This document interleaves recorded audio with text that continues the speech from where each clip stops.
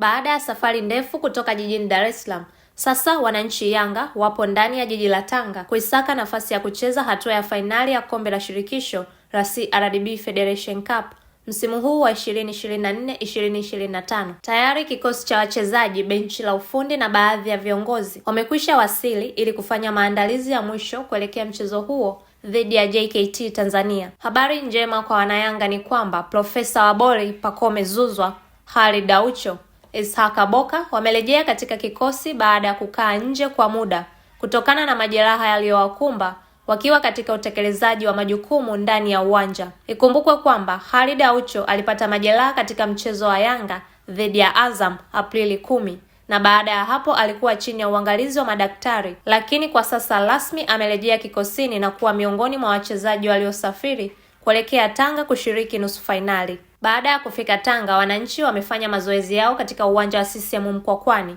utakaotumika katika mchezo wao wa nusu fainali ya kwanza ya CRDB Federation Cup, Yanga dhidi ya JKT Tanzania. Miongoni mwa wachezaji waliosafiri na timu ni pamoja na Djigui Diarra, Bakari Nondo Mwamnyeto, Dickson Job, Ibrahim Baka, Khalid Aucho, Stefan Ki Aziz, Salum Abubakar Shuaboy, Kratos Chota Chama, Mwamba wa Lusaka, Pacome Zouzoua, Clement Mzize, Prince Dube muuaji anayetabasamu na Isla Mwenda. Ikumbukwe kwamba ni mchezo ambao lazima mshindi apatikane hata kama ni changamoto ya mikwaju ya penalty. Lazima mmoja akubali kipigo kutoka kwa mwenzake. Mshindi katika mchezo huu atakutana na mshindi atakayepatikana katika fainali ya pili kati ya Simba dhidi ya Singida Black Stars. Matarajio ya wengi ni kuwaona Simba na Yanga wanakutana katika hatua ya fainali baada ya mchezo wao wa ligi kuu ya NBC Machi 8 kuahirishwa na wananchi Yanga kushikilia msimamo wao wa hatuchezi, na sasa wameuboresha umekuwa ni hatuchezi ng'o, wakiendelea kushinikiza wafahamishe sababu zilizopelekea mchezo kuahirishwa, japo mpaka sasa mamlaka zinazohusika bado zipo kimya juu ya jambo hilo. Kwa niaba ya wote waliofanikisha kukamilika kwa taarifa hii, mimi ni Jessica Bitus. Asante sana kwa kuendelea kuiamini na kuipa nafasi